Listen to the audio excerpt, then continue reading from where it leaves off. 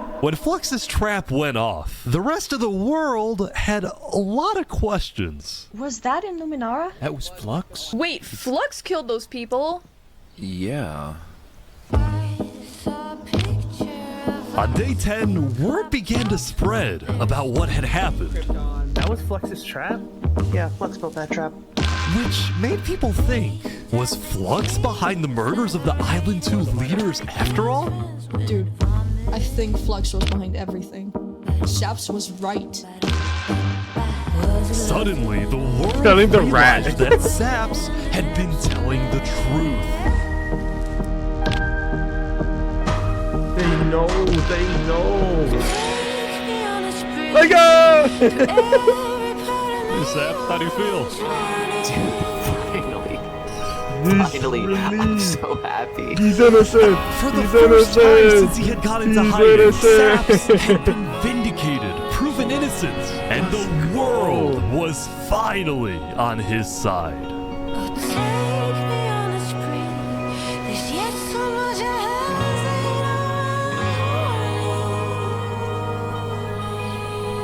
And now, instead of hunting for Saps, all of Island 2 was determined to find Flux.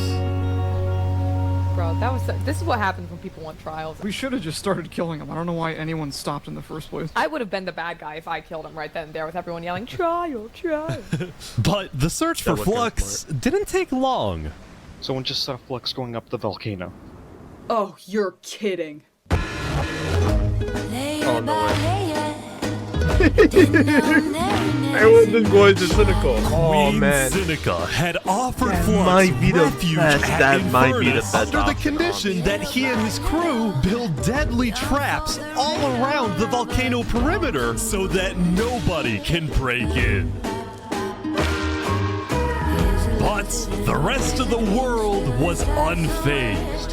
Yeah, they're gonna pay for what they did. Yep. On day 10, all of Island 2 joined the Tricolor West Helm Alliance and declared war against Infernus.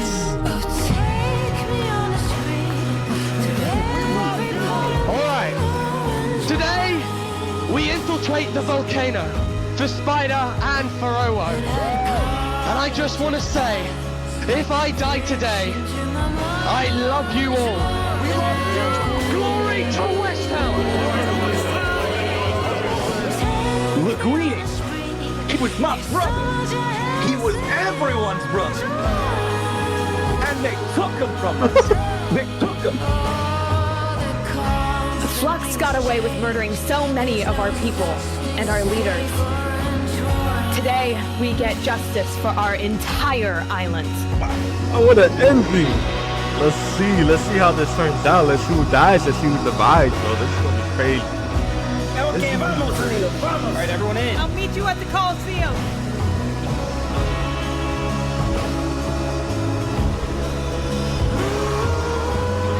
Let's go. All right, let's go. The guitarist is alive.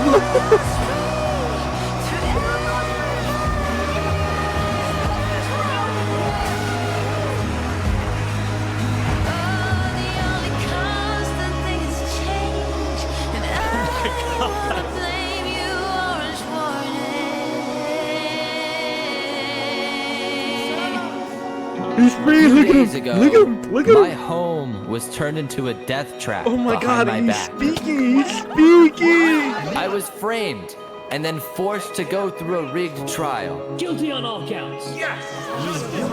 A few days ago, every single person in the world wanted me dead. But today, you all know the truth about who really killed our leaders and our friends. Today, we walk ahead, we storm the volcano, and we get justice! Oh, fucking sick. Thank you, Saps. There's a lot of Here we things go. to watch out Here we for. go. There's gonna be lava, boiling water, dripstone traps, their entire army. They have the height advantage and netherite armor, but we have numbers. So let's stick together and let's win this thing! Come on! Alright, here we go! Oh my god, dude. Oh no. Infernus, man. They should have never took so many people with them. You make me all blind with your civil rights. You demand that I eternize your name. Walk ahead. Oh my god. I think there might be a problem. It's okay, it's good, it's good, it's good. You cover us in shame and I take the blame. Living by the rules, Teen Witch, high school blues. Walk ahead. I forgot they had horses. Why is there? I've only really seen one horse this entire time. This entire video, I've only seen just that horse. Were there no horses? Like little like that? Can anyone stand this nonsense? Eating away, telling us to stop and obey. This is it, dude. This is like it. This is definitely the final battle. They poured water on the lava, but the water still burns.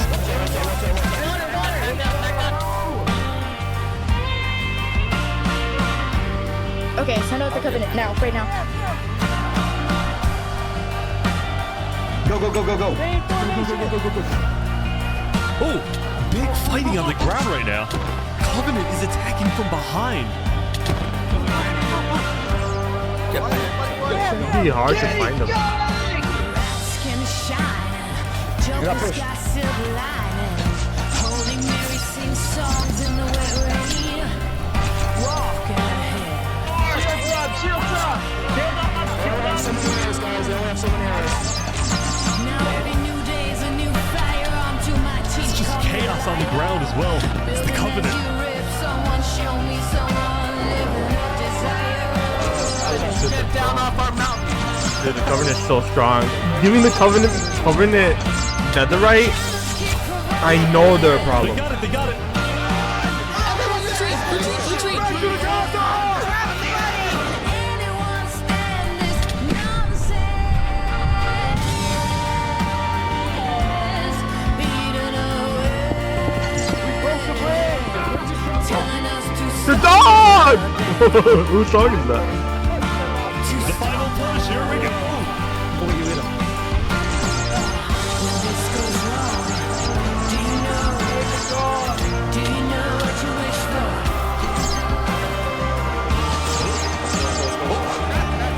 They're in.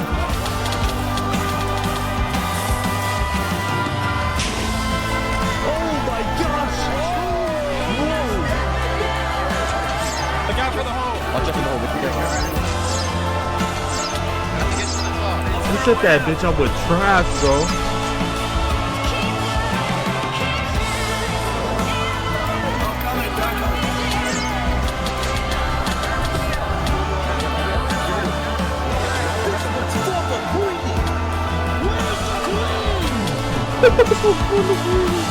You know, we really didn't even do anything that bad, really.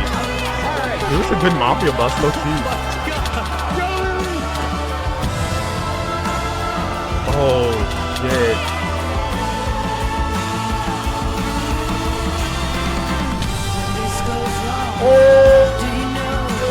Oh, there's two of them. It's the last one. It's the last one.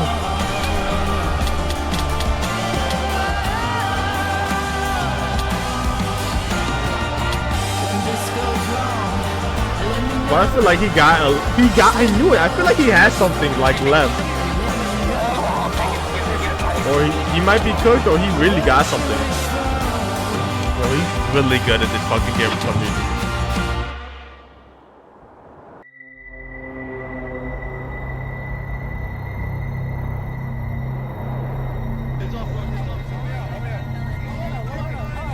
Man, that was all 3 leaders. Is Slug's dead?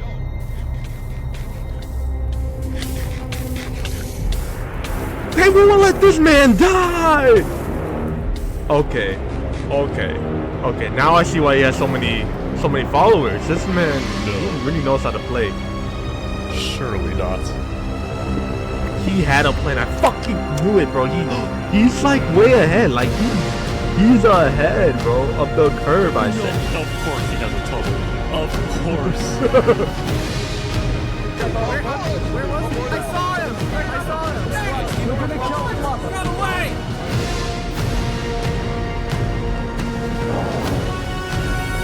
He's missing? Hold on.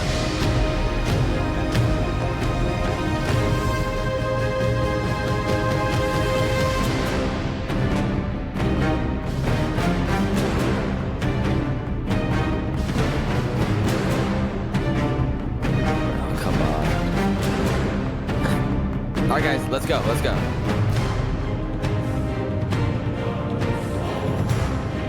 Oh my god, it's the final battle. Oh my god, of course it's between him and Fluxion.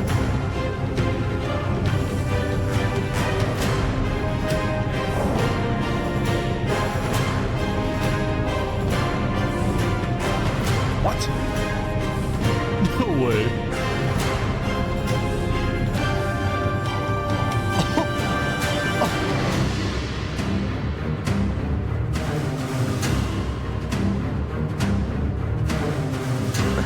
Wow, you actually showed up.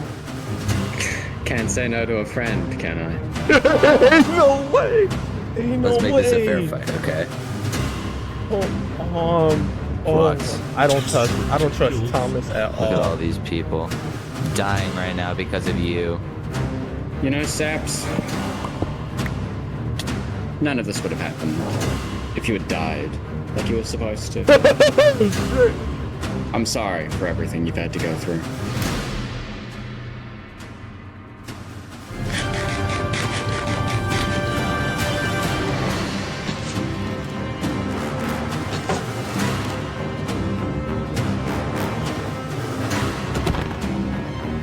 I don't think Sass is a fighter like that though.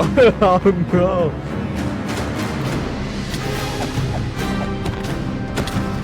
I can't watch this.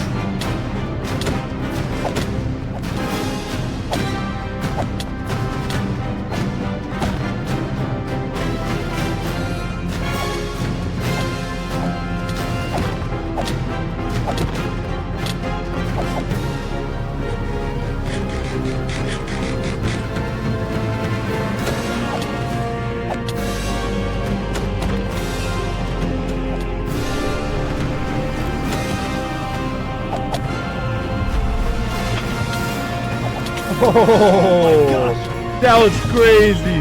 Oh, what a crazy placement.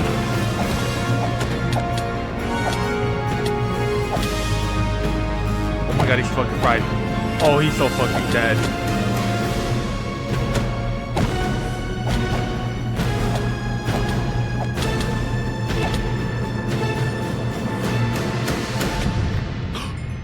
Oh, that looked like Sabs. Oh, that looked like Sabs. No. Oh! Oh, shit, you won. Oh, shit, you won. Oh my god. Good job, Sam. Good job.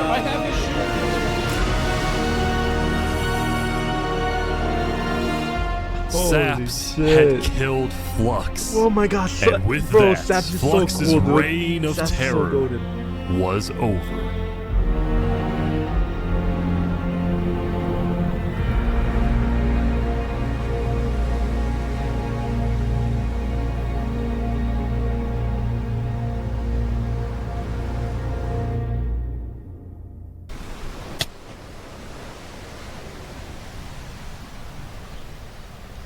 Today, we gather to honor the lives lost in the Battle of Infernus. Oh no. Since then, I think we haven't felt the same. I know I certainly don't. The Island 2 West Helm Alliance had defeated the Infernus forces. But winning had come at a high cost. Oh no, Remy? What? Mommy died too? After the war, people across the world took time to mourn their dead, reflect upon the battle, and then, eventually, decide how to move on.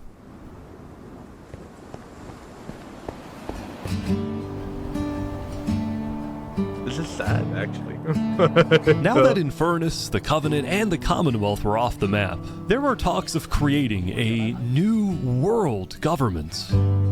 But ultimately, it never really materialized, and all the remaining nations just agreed to do their own thing and have peace.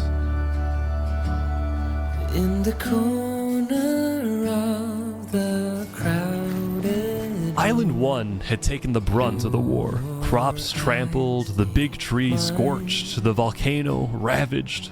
As a result, people across Island 1 struggled after the war. But I'm dead. Some of them joined cults, while others moved to Island 2 in search of a better life. Elysium was fine though. Instead of going to war on day 10, the Nation of Peace had decided to hold a peace festival. And on their shore was something new. A bridge stemming all the way from Luminara.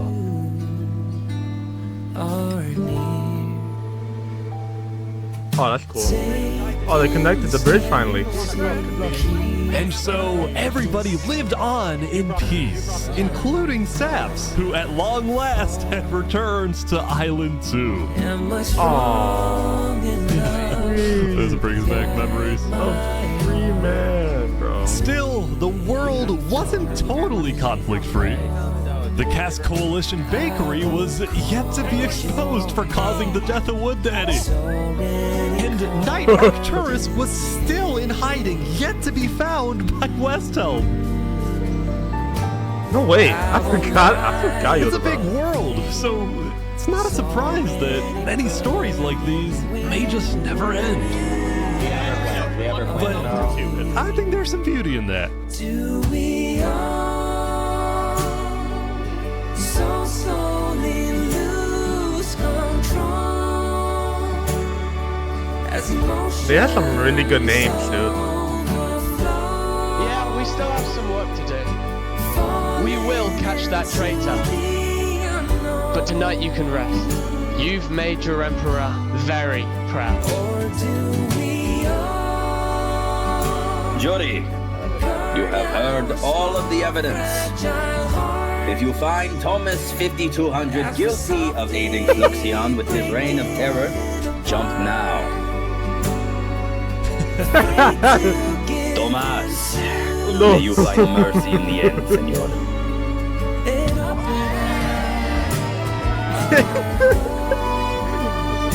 Nah, man, public execution is crazy. Because I thought Public you could blow up execution my is nation crazy. and kill all my citizens. But after we talked a little bit for like 5 minutes, I realized you could blow up my nation and kill all my citizens. But that doesn't mean you will. Barbie, do you take Oppenheimer to be your one and only candidate? I do. Oppenheimer, same thing. I do. Now, at this time, Barbie and Oppenheimer have requested that instead of rings, they will both exchange something slightly different. If you would please turn your attention to the nuclear bomb that's behind us. 3, What the fuck? 2, 1.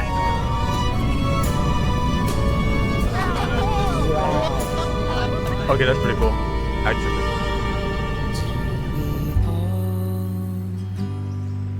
So slowly lose control as emotions overflow, falling into the unknown. Almost shed a tear there. Almost shed a tear there. That was actually really sad. Guard our small fragile hearts as we softly break it apart,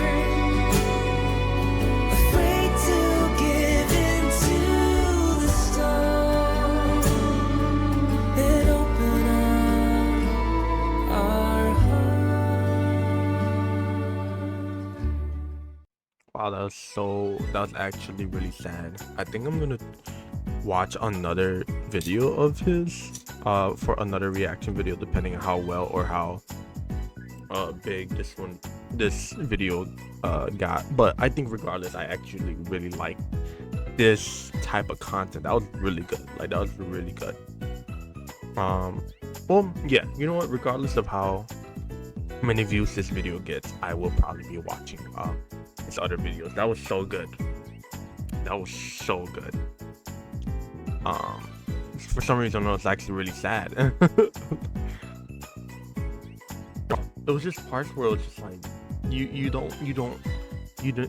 really didn't know what was gonna happen next, and I think that's the beauty in giving you like it. I think that's much better than like a Mr. Beast-esque video where it's like, do this for money, you know. But this is more just like giving them all free will. Like their only biggest like depictor for the whole video was which island they picked and decided to live on. And after that, it was like every bad or every good thing they did was all on them. Like there was nothing to really push that, aside from like the trades, the bribes, and like all the resources that they had between each other. Go ahead, make your day with the Neo QLED 8K. That was a really good video. Glare-free technology. And now I'm sad. Even smarter with smart things. But I can't wait to post this. I can't wait to post this because I really like this video. Alright. I am done being sad. I finished the video. That was pretty good. Let me know if you guys want to see another video like this. That was a really good video. Okay. Alright. See you on the next one. Goodbye.